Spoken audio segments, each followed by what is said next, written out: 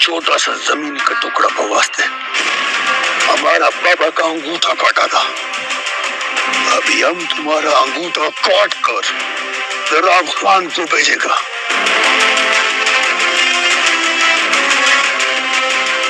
जराब खान खुद को शेर बोलता है ना।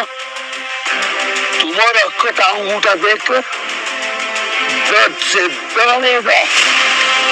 सीरियल खाई जिसकी आने वाली एपिसोड में आप देखेंगे जमदा सब लोगों को खुश देकर जमदा का खून जल रहा होता है। जमदा का बस नहीं चल रहा होता। उस खुशी में घर को बातम बदल दे। आखिरकार मलास अपनी मंजिल को पाल देता है। उसकी शादी अपाना से हो जाती है। बलास खान इस बात में ज्यादा खुश हो जाती है। वो अपाने के पास आता है, उसी को कहता है कि मैं ये भी उम्मीद छोड़ देती थी जो तुम्हारी और हमारी भी शादी होगी। मुझे अब यही लगने लगा मैं खास दिल के लिए जमीन अंदर दफन हो जाऊंगा। लेकिन हमारी मोहब्बत सच्ची हो जाती थी।